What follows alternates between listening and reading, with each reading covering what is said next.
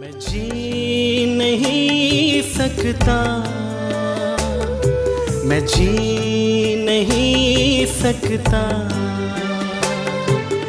तेरे बगैर ऐ खुदा, मैं जी नहीं सकता। मसीह में हैं आप, यीशु मसीह को यदि आपने माना है, जाना है, और यीशु मसीह के नाम से यदि आप दुख उठाएं तो लज्जित ना हो। मतलब शर्मिंदा होने की जरूरत नहीं है, लज्जित होने की जरूरत नहीं है। लज्जित कब होना है? जब खुद की गलती के द्वारा यदि आप दुख उठा रहे हैं तो। लेकिन प्रभु के लिए यदि आप दुख उठाते हैं, प्रभु के नाम के लिए यदि कोई आपको थप्पड़ भी मारता है, आपको गाली भी देता है, तो आपको क्या करना है? आपको लज्जित होने की जरूरत नहीं है। आपको सिर झुका के जीने की जरूरत नहीं है। नहीं, उस समय आपको सिर उठा के जीने की जरूरत है। सिर कब झुकाते हैं पता है? जब आपको गलती होती है, जब आपने कोई गलत किया है, सिर झुकाना चाहिए आपको। मैंने कईयों को ऐसा भी देखा है जो अपनी खुद की गलती पर भी सिर उठा के चलते हैं। ऐसे लोग का क्या होगा पता है? ऐसे लोग का कुछ होगा। ये श्रापित हैं ऐसे लोग। परमेश्वर कभी इनको आशीष नहीं दे सकता। गलती करने के बाद चुपचाप सिर झुका के माफी मांगना चाहिए। लेकिन गलती यदि नहीं है आपका, आप मसीही हैं, गलत आपने नहीं किया, आपको फिर शर्मिंदा होने की क्या जरूरत है? आपको लज्जित होने की क्या जरूरत है? यही बात तो पतरस उनको समझा रहे हैं। लज्जित ना हो तुम यदि आप मसीह के कारण दुख उठाते हो, पर क्या करना है आपको? इस बात के लिए परमेश्वर की महिमा करें, परमेश्वर का धन्यवाद दें कि आपको इतना बड़ा सौभाग्य परमेश्वर के द्वारा यीशु मसीह में आपको प्राप्त हुआ कि आप जैसे यीशु मसीह ने दुख उठाया, वही दुख में आप सहभागी हो रहे हैं। आपको भी दुख उठाने का मौका मिल रहा है। सोच के देखिए, जो प्रभु में दुख उठाते हैं उनके लिए बहुत बड़ी खुशखबरी है। पता है आपको? ये दुख की बात नहीं है, क्योंकि जितना आप दुख यहाँ पर उठा रहे हैं उतना ही आपको परमेश्वर महिमा भी देने वाला है। तो आपका नजरिया ऐसा ही होना चाहिए, राइट? और आगे देखिए क्या लिखा है, क्योंकि वह समय आ पहुंचा है कि पहले परमेश्वर के लोगों का न्याय किया जाए, और जबकि न्याय का आरंभ हम ही में से होगा तो उनका क्या अंत होगा जो परमेश्वर के सुसमाचार को नहीं मानते। पता ये किन के लिए कह रहा है?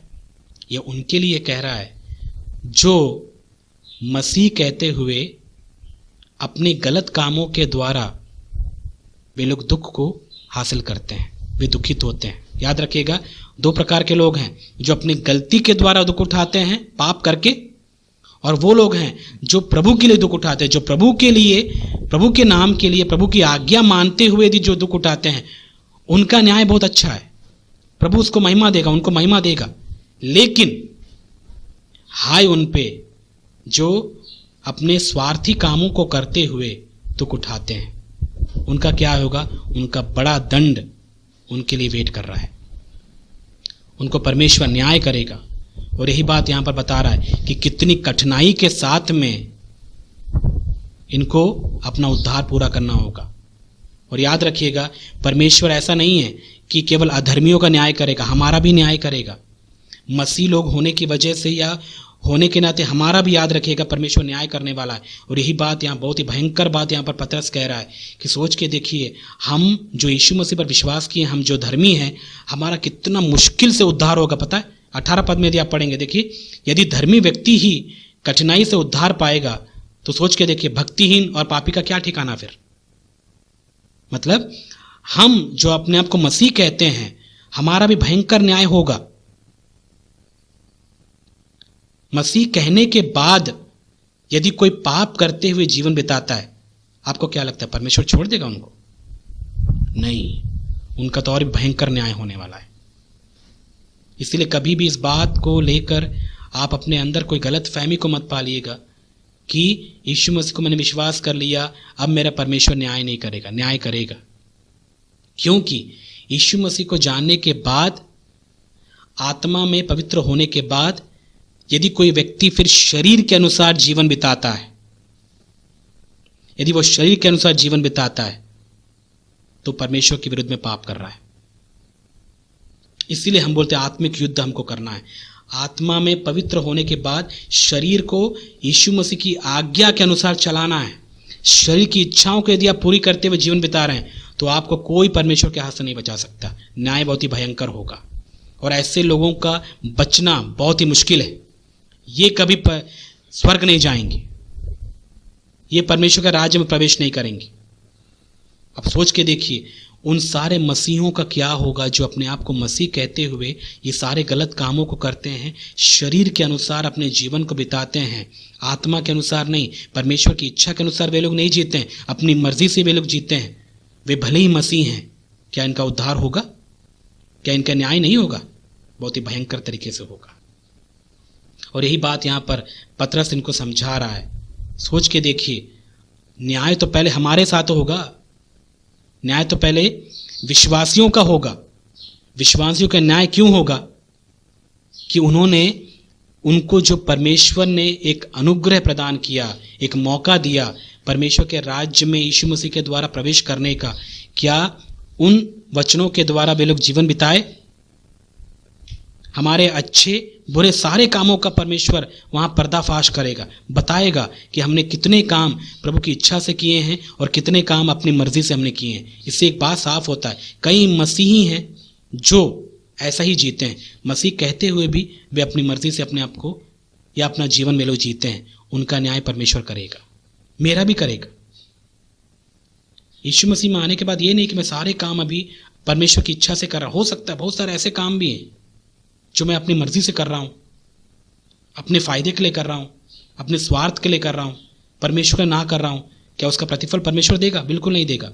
परमेश्वर केवल उन्हीं कामों का प्रतिफल देगा जो मसीह की आत्मा में, मसीह के द्वारा, मसीह के लिए किए गए हैं। हम अपने लिए क्या किए हैं, अपने स्वार्थ के लिए क्या किए हैं, इनसे परमेश्वर को कोई मतलब नहीं है।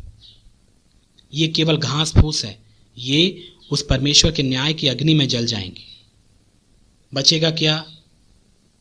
मसीह और मसीह के द्वारा किए गए काम, इनका प्रतिफल परमेश्वर हमको देगा। और सोच के देखिए, जो कभी मसीह का काम किए ही नहीं है, मसीह के द्वारा वे लोग जिए ही नहीं हैं, उनका क्या होगा? वे अपने आप को कितना ही बड़ा मसीह समझे, वे लोग परमेश्वर के न्याय के अग्नि में जल जाएंगे एक दिन। ये सच है, मैं आपको सच बता रहा हूँ। इसलिए ऐसी नौबत हमारे साथ में ना आए। और ऐसे ही हमें एक दूसरे को सिखाना भी है कि मसीह में आने के बाद में फिर पापी जीवन आपको नहीं बिताना है, पाप में अपने आप को नहीं बिताना है, क्योंकि परमेश्वर न्याय करेगा, परमेश्वर भूलेगा नहीं। इसलिए ये हमारे लिए विशेष करके मसीहों के लिए चेतावनी है, उन सोने वाले मसीहों के लिए चेतावनी है जो ये बात समझकर कि अब मसीह में आ गए हैं, अब हमको कोई टेंशन नहीं है, अब हम पाप भी करेंगे तो कोई प्रॉब्लम नहीं है, जैसे हम जी रहे हैं वैसे जीते जाएंगे। नहीं, परमेश्वर हमारा पहले न्याय करेगा और न्याय पहले हमसे ही शुरू होगा। यही बात पतरस यहाँ बता रहा है, ये बात हमको जानना है। अब विश्वासियों का न्याय बाद में होगा, विश्वासियों का न्याय बाद में होगा, मतलब जो भी अपने आप को मसीही कहते हैं उनका न्याय पहले होगा कि वह सच में मसीही हैं या नहीं हैं। परमेश्वर दूध का दूध और पानी का पानी करेगा उस दिन, न्याय के दिन।